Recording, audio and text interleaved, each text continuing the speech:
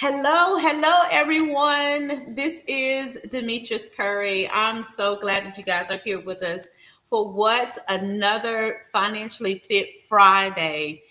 Woo, goodness. Listen, we have had an amazing few weeks. I know that you guys are so excited about today's show because I've been getting messages like crazy from the nonprofit organizations across the country. They're like, listen, we got to listen in on this show because you're going to have an amazing guest that we've been following. So, first and foremost, before we go too far, thank you so much for everyone that has been watching the Financially Fit Fridays new season. We're so excited. We've been doing so much in this industry of financially fit and bringing in experts to talk to you about different things in the financial space, from credit repair to learning how to get your finances in order, budgeting, creating a atmosphere of having your books in order. But today we're focusing in on nonprofit organizations. So excited. Let's get into it. Let's talk about today's guest. All right, Miss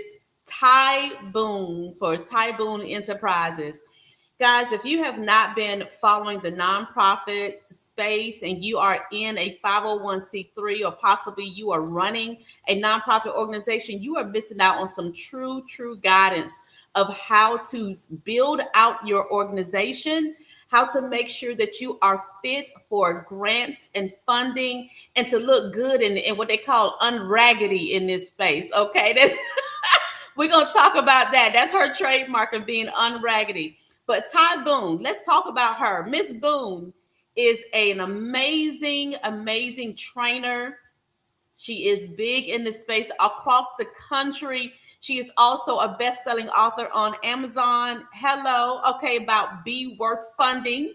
And if you do not have that book, you got to go get it. You got to go get it. And the workbook. It is amazing. It is amazing. But guess what? Ty Boone is also my sister. Yes, I'm not pulling no punches. She is also my biological sister, but she is also a beast in this industry. So I'm excited that I have the opportunity to even be on this line with her today and bring up some real nuggets. Some real nuggets. So let's go ahead and just bring her in. Listen here. Ty, I know you there. I know you there. We gonna sing the sister songs. Hey y'all. Hello. Hello. Oh, goodness. Thank you so much for taking the time with us today. I know you be pulled in 10,000 directions. I'm just glad that you took the time with us today. Yes, ma'am. Like you want me to jump in? I can just like you want me to tell the people about me. I heard you talking about me and stuff. Listen, let's jump on it. I know we got so much to cover today, and I'm gonna try our best. You know how we do when we get together, okay? And we do have a lot of things that we cover together, but I want to make sure that we are helping these nonprofits today. I want to make sure that if there's some people that are either established already or possibly they have never really gotten into it, don't really know how to clean their books up, things like that. Let's start off by talking to these startups, right? And then we're going to jump into those people that are really fluent already into the nonprofit space. But let's just say this, and you and I talked about this the other day. If I was a company or maybe an organization that was seeing that I needed to branch off a little bit and add in some nonprofit offerings and maybe get into the community more, how do I start this? And what is the best way to get yourself ready to bring that to the community? Yeah. So the first thing I want to say is, hey y'all again, okay? But what I want everybody to know is that starting a nonprofit is not what you do just because your for-profit is not working. I have so many people come to me, D, and they're like, I got this for-profit business. I'm trying to sell umbrellas or whatever. The umbrellas not selling. I'm just saying umbrellas are not selling. So maybe I should start a nonprofit so I can get a grant to get umbrellas. And I'm like, no, ma'am, like that's not what we do. But there's so much misinformation out here. People are saying you can't do this with that. Just start a nonprofit so you can live your best life. And I'd be like, girl, you're gonna go to jail, and orange is not the new black, and we don't do that over here. So let me lay some foundation first. Okay. I talk a little fast, y'all. Me and D are both from the country, so y'all gotta follow me on this. All right. If you are brand new to this space, even if you have a for-profit business, and sometimes the idea of starting a nonprofit comes from you just wanting to give back to the community. Just like you said, there's an issue in my community. I see that these babies ain't got no diapers and I need to give them some diapers, or I see that these vets need housing and I want to do this thing. How do I get started with that? Well, first of all, we want to make sure that this is exactly what your community is needing. Because if it's not, you're gonna find a little struggle in getting it funded. This is the same with for-profit businesses, D. If I want to sell chicken sandwiches in my community vegetarian, we're not gonna sell no chicken sandwiches because they're not gonna eat them. So the very first thing that we need to do is a needs assessment before we jump over and say I want to start this thing, right? Is this what my community needs? Now you see a lot of that stuff going on in business plans and things where you have to do a market analysis and all these things. But in the nonprofit space, we just want to assess the need. Is this something that's really needed, or is this something that I just feel good about and I want to start? Because if it's something that you just want to start, you're going to struggle with the funding. That doesn't mean that it's not necessary, but you're going to struggle. And if you are finding yourself in that position, you first got to do some advocacy so that you can let people know that this is what's needed. So you got to raise awareness, all that stuff before you get to the real funding. Now, if you get to a point where this is what I want to do, this is what my community needs, let's go ahead and get started with this thing, right? Understanding what it looks like in your particular landscape, in your community. How many other organizations are doing this thing already? Because that's your competition, right? How many are doing this already? And that again, that doesn't mean you can't do it, but I need to know what they're doing. I need to know what kind of gaps I'm going to be filling based on what they are doing. And then I also need to know how we can work together, because most nonprofits, especially those new struggling nonprofits, they're struggling because they are territorial, because they want everything to themselves. They don't want a partner. They don't want to work with anybody. And you are already on limited resources. You need to partner up, baby. You need to be a good partner, first of all, yourself. So don't be coming in all raggedy. He told y'all one of my words is unraggedy. We have to unraggedy folks first. Get your mind right so you can think like a good partner. Just like in a marriage, right? What you bring to the table, boo, because we're not going to be over here partnering up and you ain't bringing no, what you got going on, right? So get yourself together, right? Understand. Understanding what you bring to the table first. So even if you're brand new, there's something you can bring to the table. Right, D? We talked about the minute ago. You got an anniversary coming up. I had one a couple of days ago. Even when we brand new, we popping out like what you got. Like I got a little broke down Chevrolet or something. Like we got to bring to the what you bringing to the table. You know what? Listen, you know what? What? We should not be on this line together. I just want even that startup, y'all, because again, the misconception is I can just wake up and start a nonprofit. I don't need to bring anything. And then we'll have organizations that will get into this work and they'll be 2, 3, 5 years down the road and they struggle. And they say, nobody wants to support me. Nobody is helping me. I can't get a grant and all this kind of stuff. But what did you bring in? So what's your expertise? What is your board looking like? And we mentioned that a couple of days ago. Your board is supposed to be your first line of defense. If you ain't got no board, you ain't going nowhere. They're especially with these new organizations, right? Having folk who understand what boards are supposed to do. Boards are supposed to be connected to the community so they can get you into places that you may not be able to get in on your own. They're supposed to be committed to your cause. And if you don't understand your cause, they're not going to understand it. So they ain't going to be working with you, right? They're supposed to be contributing to your organization.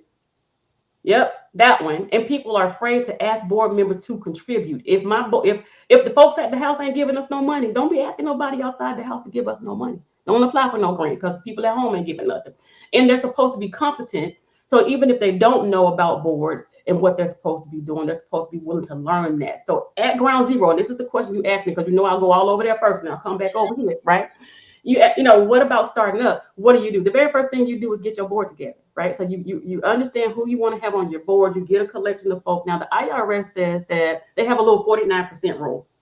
They're saying that they don't want more than 49% of the members on your board to be related. So this doesn't mean that you can't have a relative on your board, but 49% is the rule, because after that we start to looking crazy, like what you doing. What folk also don't understand, D, is that there are over 30 different kinds of nonprofit organizations, like different people. Well, the NFL used to be a nonprofit and they did this. And what, girl, this ain't what you got. You ain't the NFL. But look, there are 30 different kinds of nonprofits and there are two categories. So the categories are public charity and private foundation. And this is what people, this is where it gets kind of sticky when you're starting up, deciding which one you want to be. Okay. If you are a public charity, this means that you are expecting to receive grants, you're expecting to get donations, and all the fun stuff that you see people doing. You're wanting to serve the community, but you're wanting the community to serve you as well. So you're trying to get some stuff, right? If you are and you don't own it, so you cannot own a public charity. Okay, then you have a private foundation that's also a nonprofit, also a 501c3. You get a little bit more control over that. So when you're talking about generational wealth and all this kind of stuff, you think about Bill Gates and Will Smith and Steve Harvey and all those folk, and they have nonprofits, and those nonprofits would be private foundations because they have more control over those things. If you want your brother to be the president, CEO, whatever, your son or whatever, you want to throw that in a trust, y'all, that's what you do, right? In a private foundation. Now, what happens with the private foundation that does not happen with the public charity? You're going to be least likely to get grants because that's public funding, right? You're going to still be able to get donations. They're still going to be tax deductible, but the deduction is lower for a private foundation. But you'll see that private foundations give more than they get. So you look at Mackenzie Scott, right? You look at the Bill Gates, and they're always giving away grants, and they're always giving out scholarships. They're true philanthropists. They're going out and they're doing all these kind of things. They're private because if something were to happen to them, they can say, you know what, this goes to my son, or this goes to my daughter, or this goes to whatever, or we're putting all our family money in here to do this thing. I'm putting my revenue in here so I can bring down my deductions and whatever. So I'm using this kind of as a tax shelter. I'm doing this thing. I'm a private foundation. Okay. In a public charity, again, on the other hand, if you were an individual or an organization and you're saying, you know what, I ain't got it like that. Like I ain't got that kind of money. I need to get some grants. I need to have my folk who contribute to my organization get the maximum tax deduction that they can get permitted by law. I need to be a public charity. I want to serve. I want to do this thing. I want to take the diapers. I want to have the initiatives, whatever. I'm not really in this for my own, personal gain, because you're not supposed to be anyway for nonprofits. But that I want to really truly serve the community that way, and I'm not looking for anything that I'm wanting to protect my family and myself with. Again, if you're looking on the other side of that, it's a private foundation. You can do that. Listen, they got a whole lot of stuff they need to pull together then. Yeah, yeah, Because like you just said, okay, so you just said a mouthful there, literally. Woo, let me go back. Let me go back and rewind. Okay. all right. So we starting off with the board, because I was taking notes while you were talking. We starting off with the board. Okay. And then you need to make sure that your board is contributing to your organization. They need to be actually really interactive in what you're doing. And then the board that you choose, because I'm still on the board that you choose must also be able to bring something to the table. So we're starting from the beginning. They got to be able to bring something to the table that makes your particular organization attractive, number one. And then number two, you can't be trying to be territorial in your business or territorial in the nonprofit organization, that when you got a board that brings something to the table, you are a great fit for a community, maybe a partnership with another organization that also has done the same due diligence in their own board. Mm-hmm. Right. Mm-hmm. And now that they're all contributing to each other, now they can get together. They're not competition. They're actually collaborators and what's going on in the community. All right. And part of that board process is to make sure they don't have no more than 49% on that rule of it being as someone that's inside of your actual family on your board. Mm-hmm. So those are some of the major things when we're talking about new organizations trying to get themselves together, looking attractive, getting the right type of board together, making sure they contribute to your organization, making sure they're competent, and making sure they hit all the rules and regulations with the IRS. So when it's time for them to apply for grants, they are looking attractive and what I like to call sexy. That's right, girl. Sexy. That's it right there. That's the word. And you know what makes me the most sexy? I'm telling you right now, I'm talking about for real, when you got your programs together. Yes. A lot of folk, who are caught up in activities and they think it's a program, and then they find themselves struggling with funding. So again, this all starts with how we're building that foundation. So you want your board, and they get to understand that this is about service. They understand what your problem is that you're trying to solve, because you never start an organization without identifying the problem first. So we just don't pop up and say, I got a nonprofit. Like, what people paying for? Like, what kind of problem are you solving? People are paying you to solve a problem. What is it? Or to address a concern. So, okay, this is what we're addressing. Well, maybe there's not enough, you know, technical programs in my city, so I'm going to start a technical program or STEM training or whatever, or credit repair. I don't know. I'm going to start this thing, right?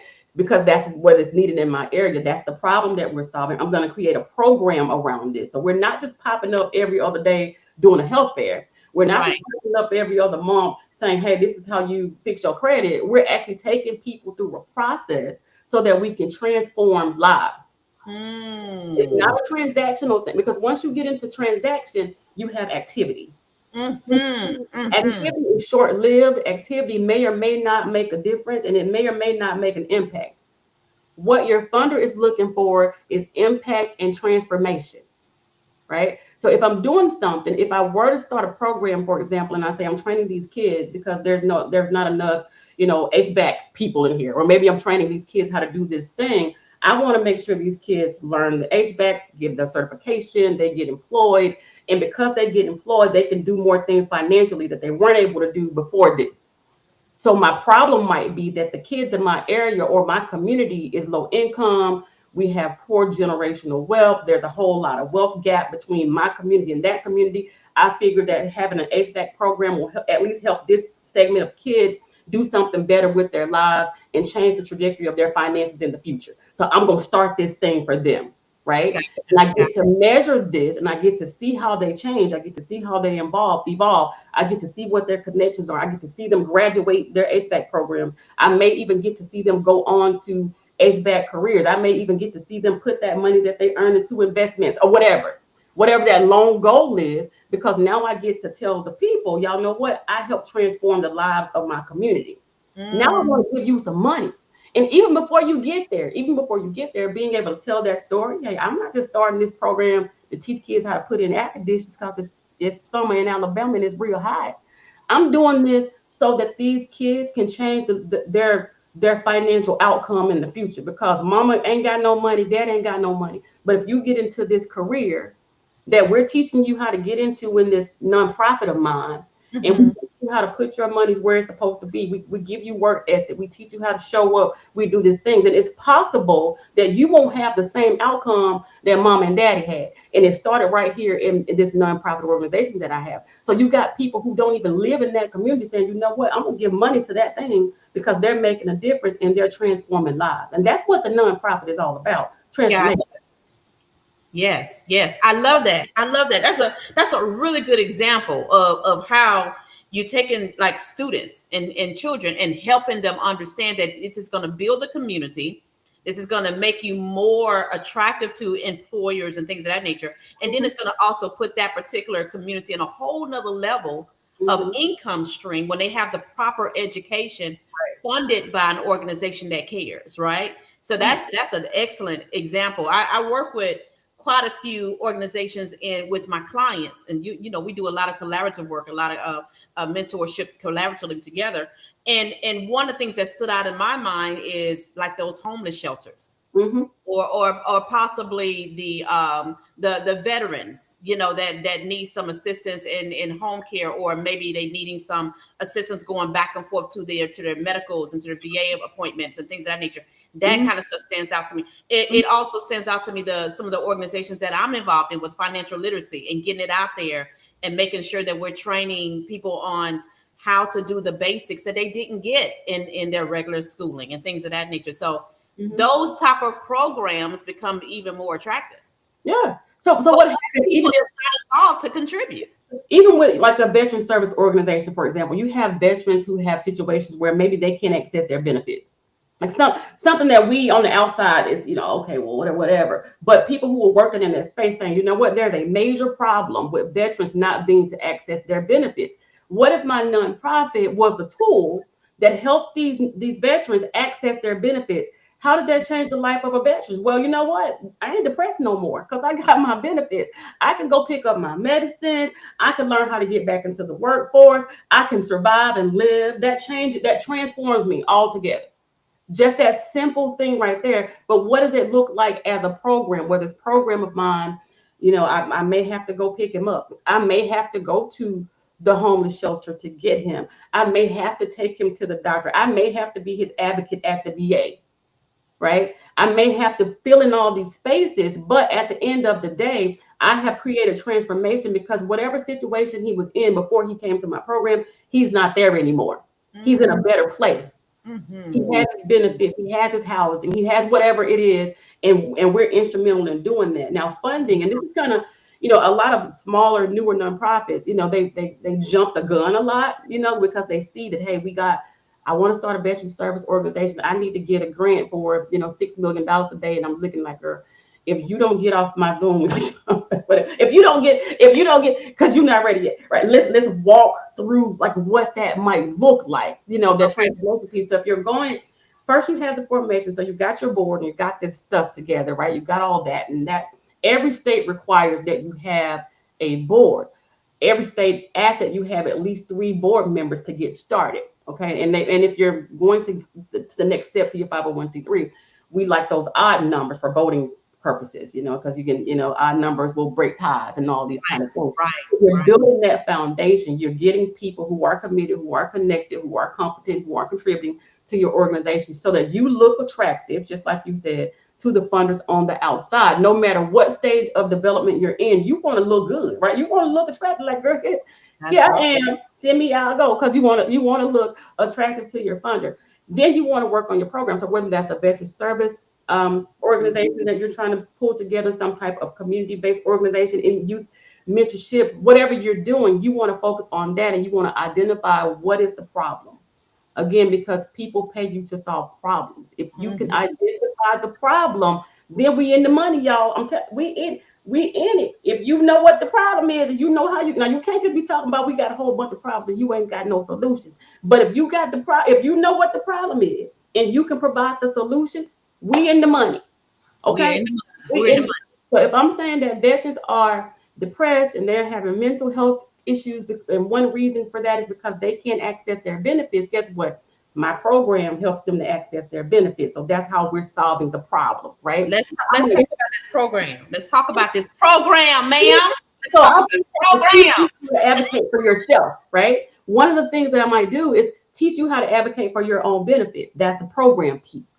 I may go in here and say, well, this is how you do your paperwork. That's another piece of the program. I might have case management assigned to you to help you walk through your resources so I can make sure you get what you want to get. I may even contract with the government to help you do this thing. That's just another way to get funded, not a grant, but a contract to say, hey, you know what? My organization provides this service. We help them to get their benefits. We take them to the doctor. We do all this, and the government say, okay, here go you some money. You go ahead and you do that because everybody wants you to solve the problem.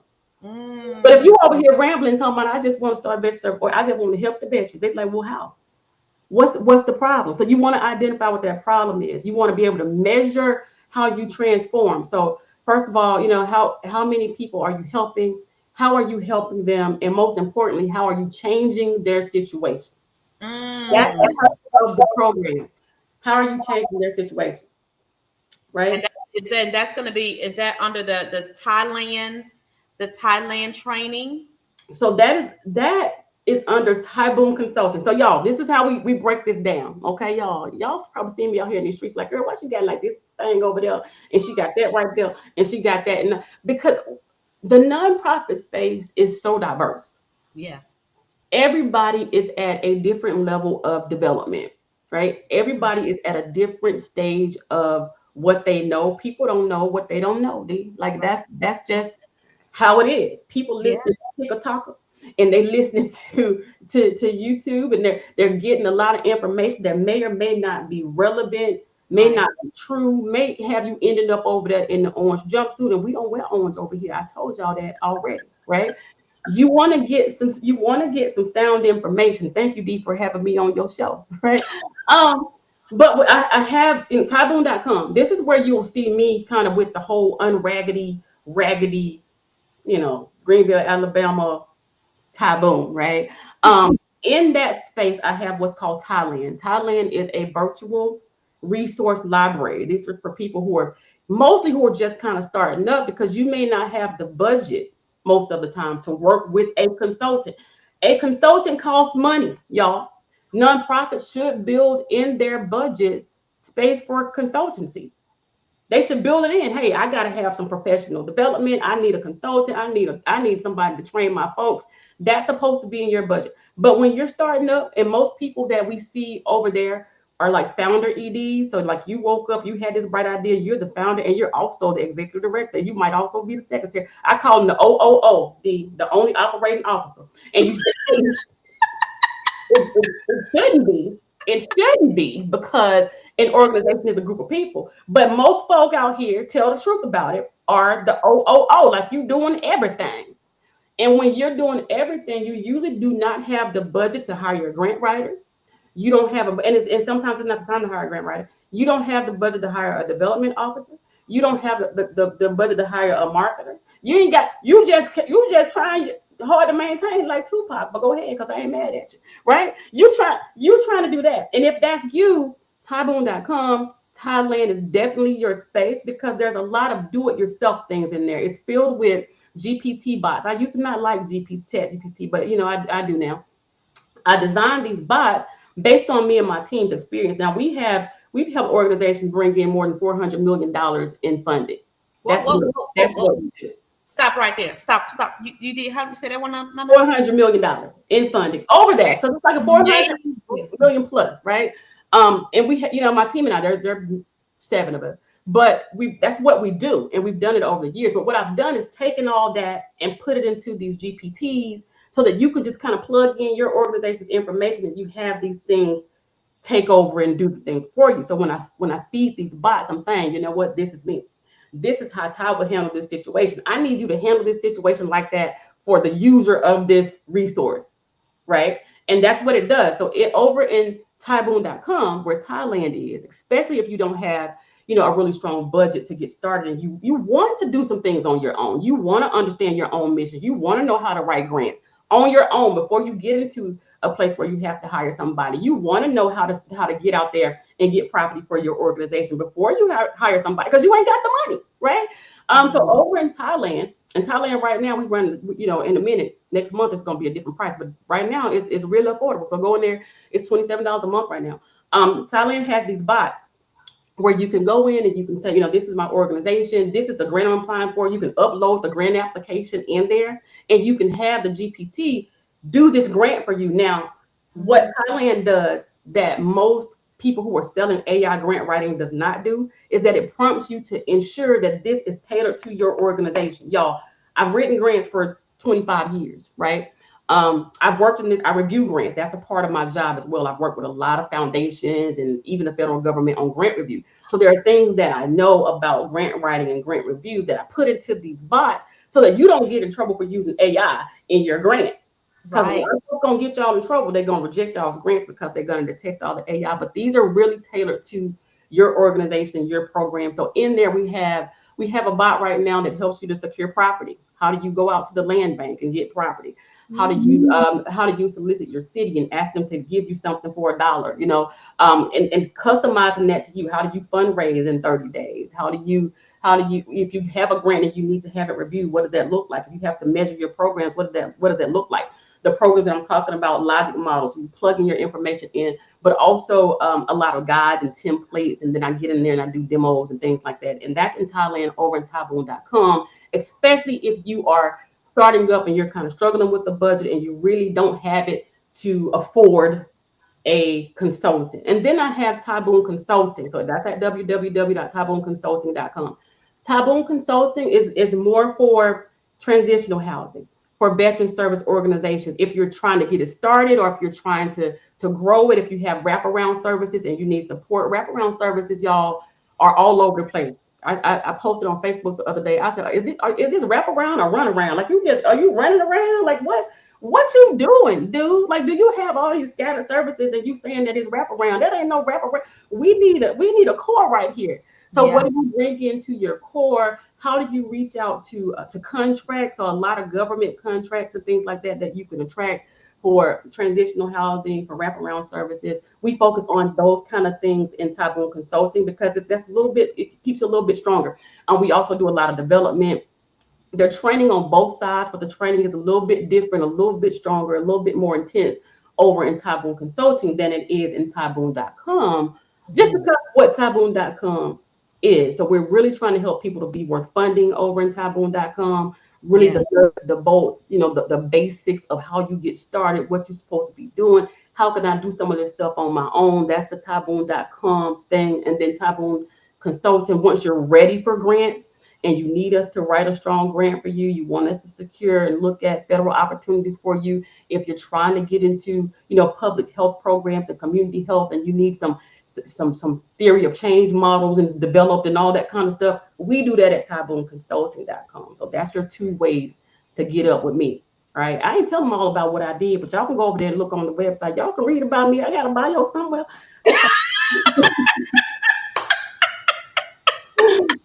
Okay. Listen. Your bio is as long as your legs. So, but listen. I mean, you just gave some serious nuggets right there, Ty. I mean, truly about the government contracting. How they can actually even get information in about the land banks. So that's really a question that I get quite a bit with some of the people that we do collaboratively is how do we get the land under this thing, and how can we get funding for this if we're trying to build something like a homeless shelter, or we're trying to build something for a food bank, or we're trying to do all these different things. How do I get my hands on the land? And here's another one that is always really, really prominent when people ask me about. They've heard about people being able to get land from the state and from the counties for like that $1 or $2. Mm-hmm. How And does that's that and work? that's true. Like that's a thing, right? And again, programs solve problems. So we just ain't walking up to the mayor, knocking on the door to my, hey, I heard on Dee's show that I can get product for $1, and the mayor gonna put you in jail for harassment. That ain't what we do. You identify the space. Usually the process is in Thailand, in the property finding bot that I have in Thailand, you can plug your stuff in there. It'll tell it where your city is. It'll find the space for you. Like right over it. Look, right. Oh, this is empty. That ain't empty. It'll do a whole little search. I'm telling you, when I programmed it, I programmed it. That's what we be doing, right? You did But the thing, yeah. but you could, if you are a business or a nonprofit, especially, right, and you understand what your community needs, it starts right there. Gotcha. Because folk ain't just randomly giving you property. And I know the TikToker told y'all something different. Don't believe them because they be telling lies.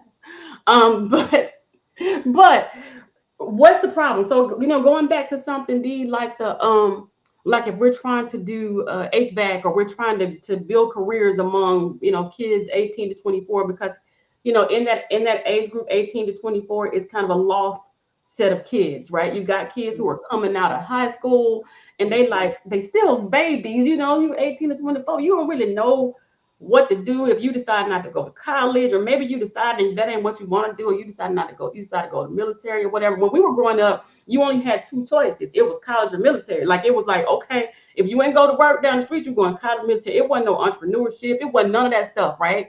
You Right. doing that. But you got these kids now who, with the age of information and social media, you got all this stuff in their ears, and they're like, okay, there's something else I can do. So let's say that you start this program for HVAC cert, or you wanted to do this program for HVAC cert, and you do the assessment of your community. So remember, I said that when you're starting up, the very first thing you need to do is a needs assessment. So you need to see whether or not this is actually something that's needed.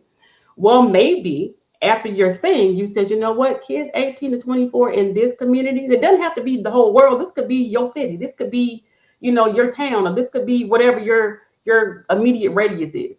Kids right here don't know what to do when they get out of high school. I Mhm. think because of this, and that an HVAC program would work. I saw this building across town. It's empty. It's owned by the city.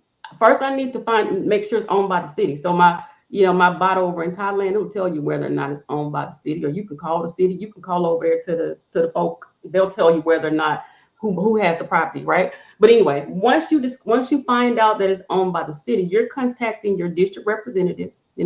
Hey, there's a spot over there. I need for you to co-sign or to advocate for me that I can get this thing. Do you agree that this is the problem in our community? I understand that kids don't work or they don't know what to do, whatever. This is a major concern. Is that the case? Just kind of clarifying that that's the case. And then you write your proposal for it. And then you approach the city. Okay, city, this is what we're looking at. There's a building over there on Walnut Street. We want to have this HVAC program here. This is what the HVAC program, the problem it solves. Again, going back to the problem that it solves. It's going to help these kids get employed. It's going to change the trajectory of finances in our community because they might come and give back and teach the community again or whatever. We growing this way, right? And after you do that, you make the deal. They start making the deal. They, okay, well, yeah, this is what we really need. But it all hinges on that proposal of yours. Mm-hmm, More mm-hmm. so than identifying the space. But in this proposal, we got to talk about some stuff, and what we're going to be talking about is how you're going to take care of the property. Yeah, let's talk about that proposal. Because guess what? The city's not going to give you the property if you're saying, you know what, we ain't got no money to take care of the property. Because why has the property been sitting there? If the property already sitting there, they ain't going to give it to you so it can sit there some more. Right? So look, in your proposal, you're going to be saying things like, you know what, we're having a capital campaign. In this capital campaign, we're going to raise $500,000. Or we got this program, we got this contract, and with this contract and these services, we bring in another $40,000. Or we have a volunteer team. In our volunteer team, they're going to do the roof, and they're going to do and this is going to be all up in here, right? So you're telling your city how you plan to do the upkeep. Yeah, we're gonna have regular maintenance. We got this going on, whatever. So we're handling those issues because when they give you the building, they're expecting for you to take care of it. So the maintenance, usually the electricity, that kind of stuff, the yard and whatever holes and things that has to be taken care of, that's on you. We already gave you the space. You want us to give you everything else? So how you gonna take care of that?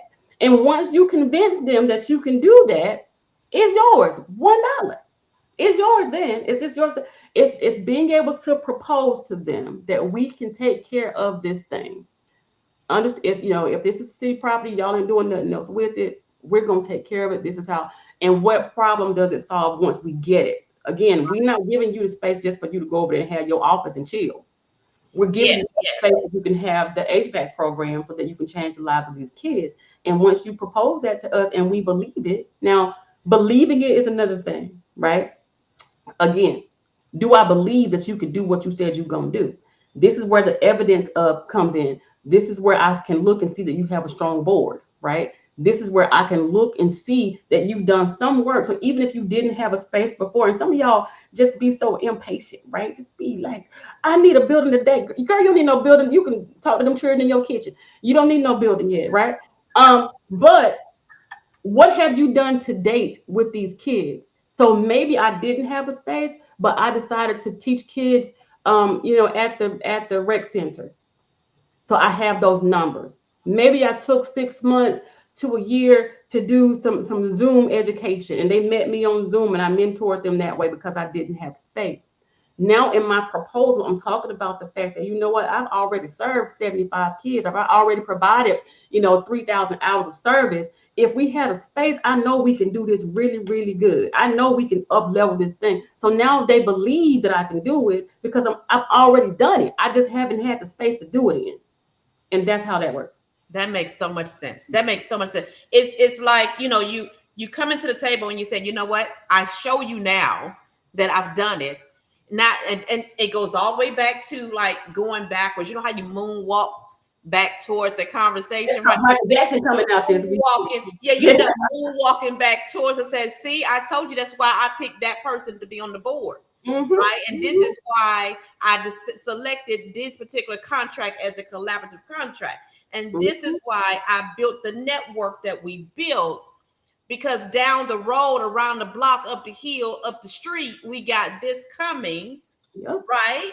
And you know that this is coming, or this is what the vision is, or this is what the dream is, that this is coming down the street. But you have to build up to that process. And we go through the same thing. You know this already. When we're working with our commercial real estate lending crew, right? And we're like, hey, we're going to make sure you look real good on paper, Mm-hmm. We have to make sure you have your documents together and make sure that you look good, that you got good rapport, you got great, reports coming into you, even people coming in and say, hey, your reviews look amazing, and you have all these collaborative things that we put into the portfolio, we put into the bid system. When we put that bid request out to all of these lenders, right, is for that same purpose. You guys go through the exact same process when you're looking at, when we're looking for bids, when we're looking for grants, when we're looking for, proposals thrown into the city and things of that nature. It's about the background of what you're doing and the steps that you've taken. And you may not be 100% just yet, but you have shown that you've been doing some things in the community, and it makes a big difference when you can show that you make some steps, and Mm-hmm. without them, Mm-hmm. but with you, I'm stronger, You can right? do it without me, and I tell people your mission is the bridge to your vision, right? Your Mm. mission is what you are doing right now. Like you ever heard from somebody say, "I'm on a mission." Like that means I'm this is what I'm right. I'm on a mission to get. I'm fixing this today. I'm on a mission to get this done now. But it's a bridge to your vision, so it walks you towards your vision, right? And Mm. along this bridge, you're picking up some stuff. So you're picking up those partners. You're fixing you're fixing your financials and your books and all this on the way to your vision, so that when you get to this space or you get to this vision of yours, you have things in order. So now before you know it, you've achieved this big old thing that you weren't even aware of. You're picking up partners. Like you said, if I'm starting up and I know that in the future I want to have this space, I need to make friends today with a contractor today. Like I don't need to wait until I get to the. I need to have you hanging out somewhere. Well, I'm okay, y'all. One day I'm gonna have this space, right? I want to build this space from the ground. So I need to go ahead, stop being territorial. I need to go ahead and make friends with this contract, even if I ain't got nothing for them. I need to have you in my pocket. You need to be my friend, so that when I'm ready to propose to the city or I'm ready to propose to the state or whoever, guess what? I already got you. You, Mm. you were already right here. So look, I just wrote the proposal and told you about it. I already put your name on there. Look, here we go. Right? I'm reaching out to you saying, hey, can you add to this thing? Because I'm about to submit it. I already got what I need from you because we're already connected like that. Right? Yes. I don't have to scramble at the end. I don't have to scramble when it gets down the road because you already here.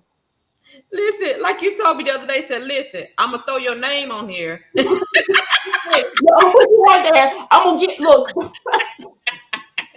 Listen, Do we got that. I was like, look, I'm doing this, and I'm about to say you about to do this right here. Because look, when I call you, you be ready, okay? You do the don't, same thing.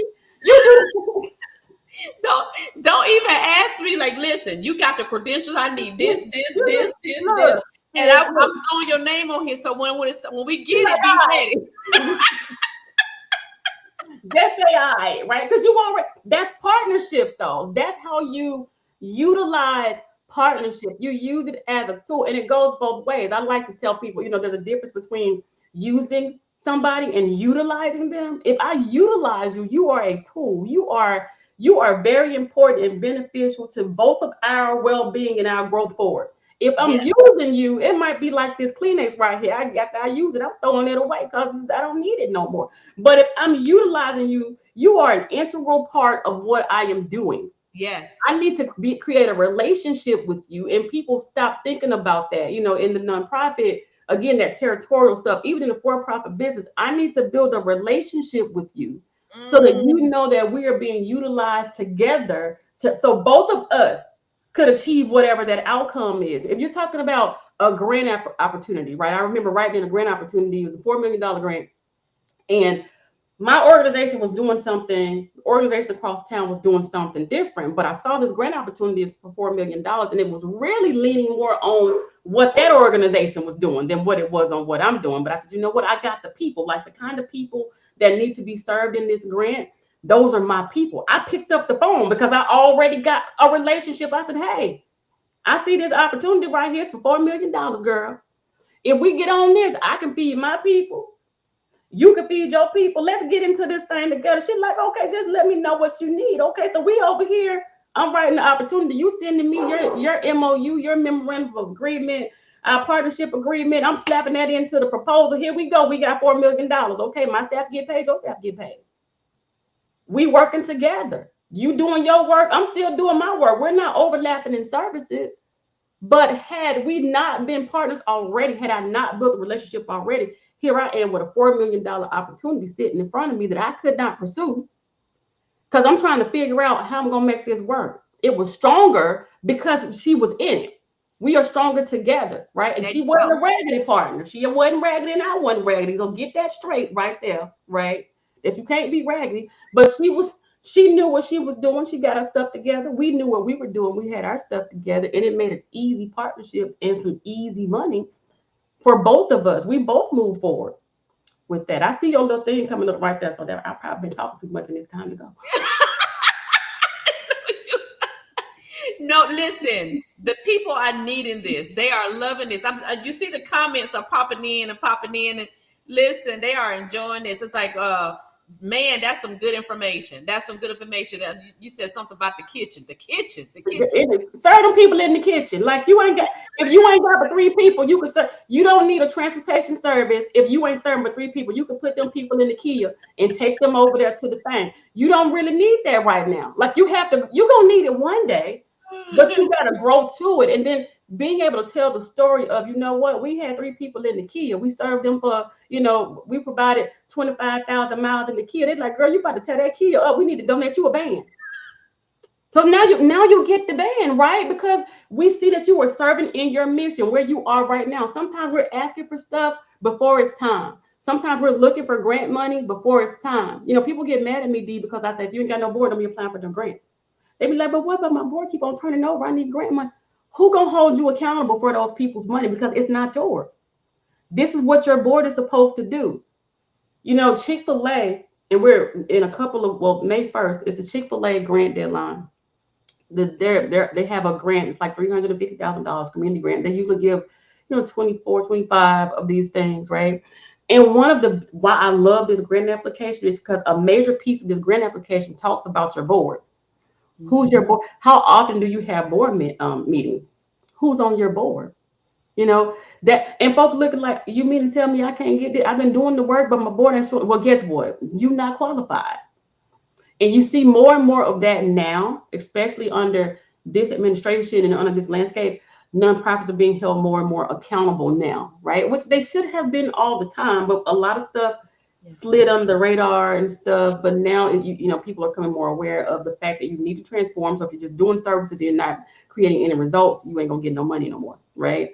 If you're doing things that you shouldn't be doing and how you're handling or mishandling funds, and we didn't talk about that a lot today. But there are issues where people might have a for-profit and have a nonprofit and end up commingling funds and getting in trouble. We don't want to do all that. If you have a for-profit and you want to work that with your nonprofit in some way, then setting up something like a social enterprise model where you can do that thing, so that you don't get in trouble. Because it's easy. Again, people don't know what they don't know, but they get in trouble because they make tiny little mistakes.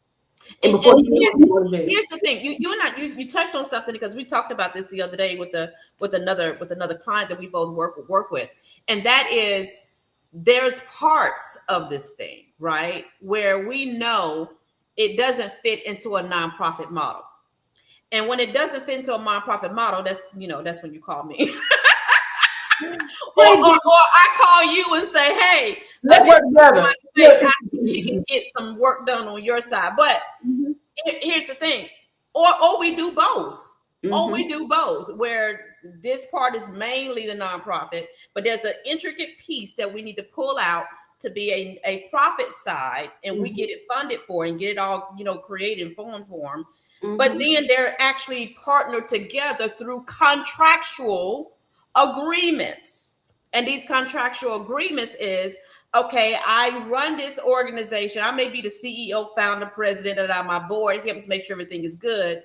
But we subcontract to this here to stay in line with the paperwork. And to stay out of jail, because that's the number one. Like we can be inside on top of the line. We just don't want to go to jail, baby. Like we just don't want to do that. But and I was talking to you the other day. Even like it's doing something like starting a property held LLC, right? If you're trying to do housing or something like that, where your for-profit might acquire this housing, and where your nonprofit may rent this housing from your for-profit. As long as you're staying like within fair market prices, and you're not, overcharging things, and you're keeping this documented, and your board agrees upon it, and you do your due diligence as far as being able to acquire the contract. Those things are perfectly okay. Somebody asked me the other day, they said, well, isn't that conflict of interest? I said, well, not all conflict of interest is bad, right? Not all conflicts of interest is illegal. Now, if we get into some illegal stuff, again, we don't do jail over here in holiness, because that ain't where we're going. But when you do things the right way, it dissolves the conflicts, right? When you're not in on the voting decisions, and I know a lot of founders, they want to put their head into everything, right? If your board is deciding, hey, I want to hire your LLC for this thing, then you're not in on the voting decisions, because you're on the board. That's too much conflict. You stand outside the door, or you do whatever you got to do, right? And you do that when the paperwork in your board minutes say, you know what, on April 24th, 2026, we selected this LLC, which also happens to be yours, right? This LLC to do this work. This is what the rate is. It makes sense against what the market rate is. We're not overcharging. We're not charging the nonprofit $5 million just because they got a grant. Whatever that rate is, that's what we're doing. And we can easily work these things together like that. Or you might have a for-profit business where you say, well, you tell people, you know what, 20% of whatever you buy is going to go and support the nonprofit. So you're working, again, when we talked about that partnership and making sure that we both benefit, you're doing it like that, where your business is a business. It's like a person by itself.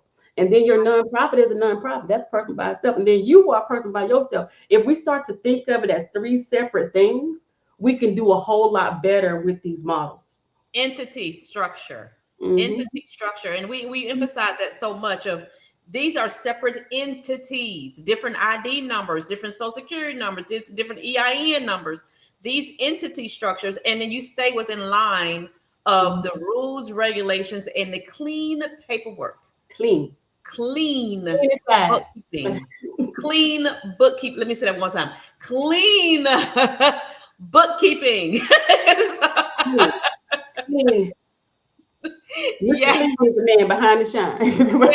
Yes. And I know we're getting down to time, but this is one of the things that is one of the questions I really want to get to you today. We covered so much stuff.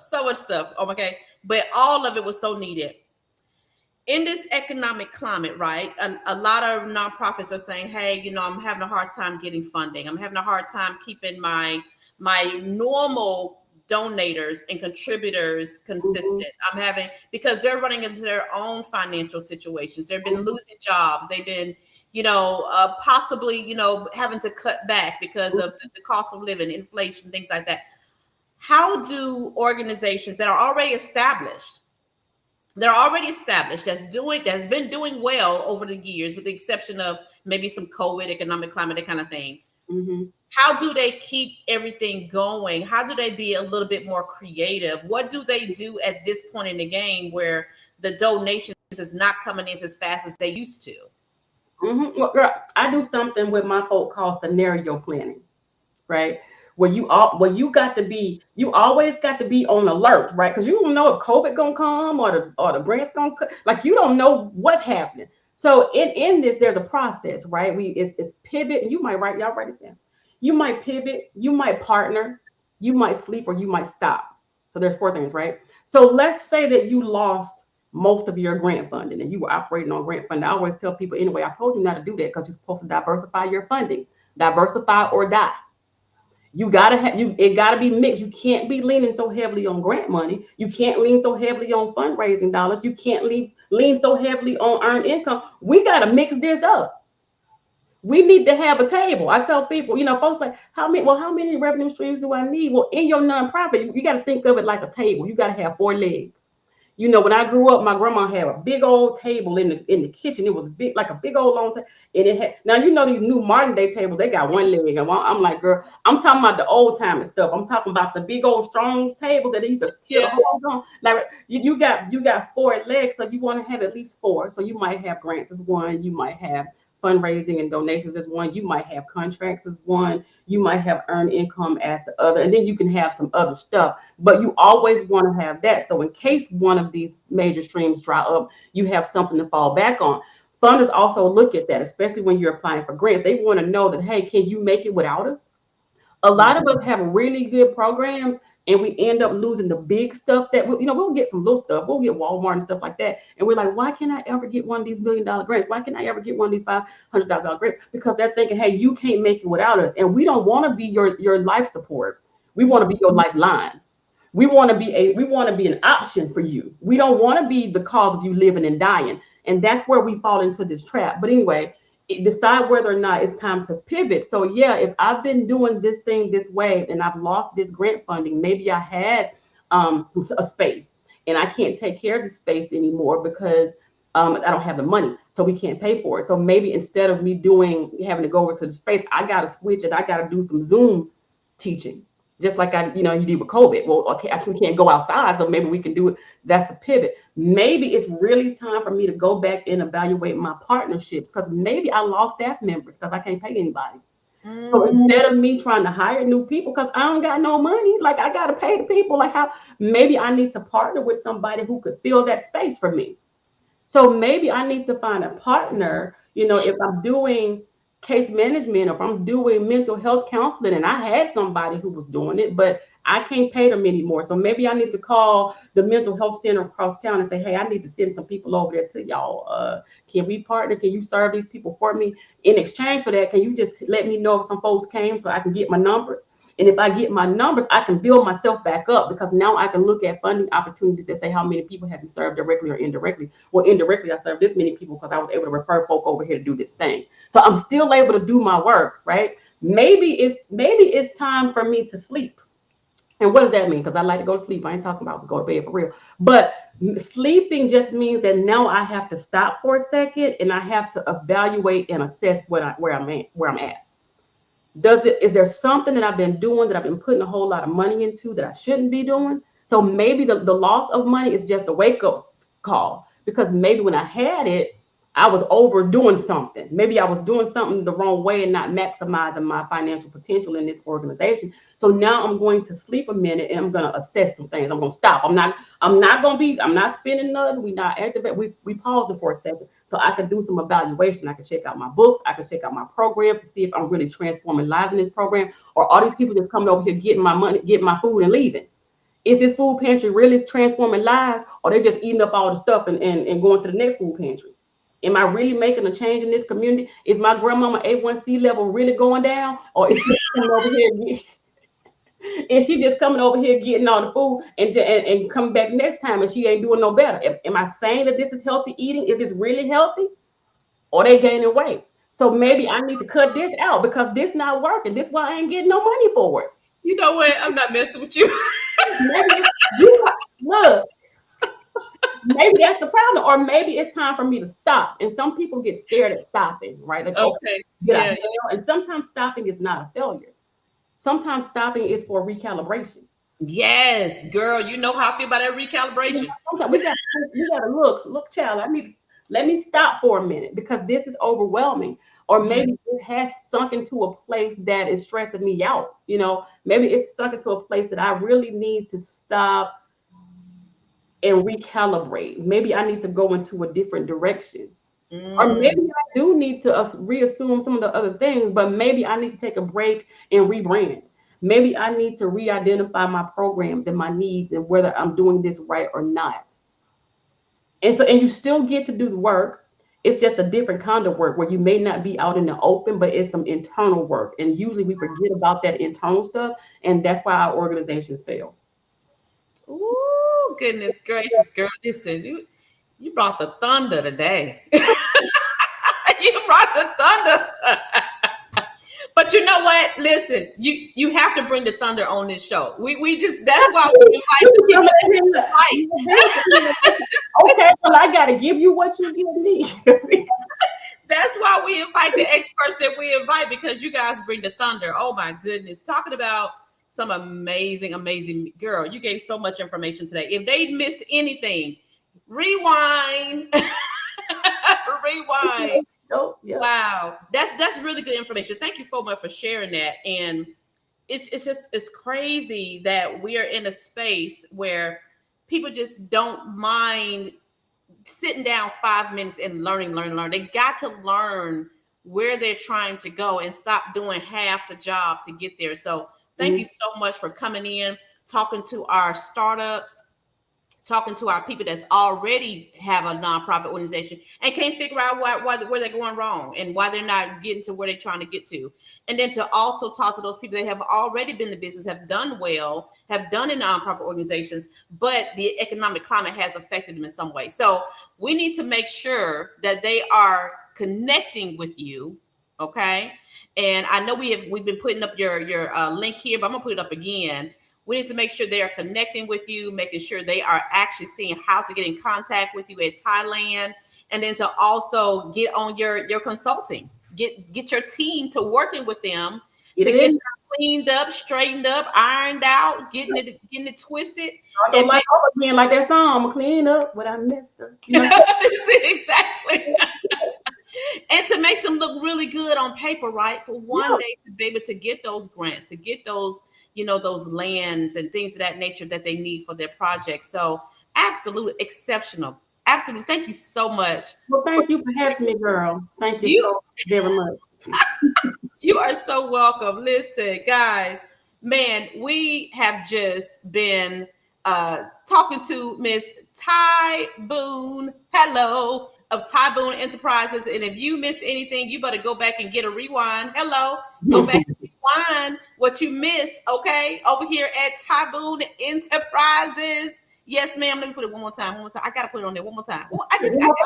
One, There it is. Ty Boone. right there on the screen. Typhoon.com, guys. Please make sure you like, share. Don't be a gatekeeper, guys. Tell people about this training. Pass it on, text it to them, put in their inbox, DM, however you want to do it. But if you know that there's a nonprofit out there, if you have a church ministry, you got all these different ministries that you support and so forth and so on, and you know that they're having a hard time getting funding and trying to figure out what to do to get those projects done. Y'all still doing building Building projects. signs and fish fries and spaghetti Those plates. And we about to look. We're supposed to be closing, but you ain't even let we're me. supposed to be, You got to bring me back to talk about this. we're supposed to be closing time. Don't you start that You fish gotta bring me fry. back. Okay, you gotta bring me back because I want to talk about fees and churches now. You done got me started. Bring me back next one time. We'll do a part two just on nonprofits and talking about the church families and things like that. But yes, absolutely, guys. Listen, we are excited that you are here with us today. Thank you so much for coming, and stay tuned for the next what Financially Fit Friday. Back. Yes, I'm gonna miss it. This is really good. Yes, Y'all make sure y'all come to the next one. maybe to the next one, girl. Thank you so much. All right. Oh goodness.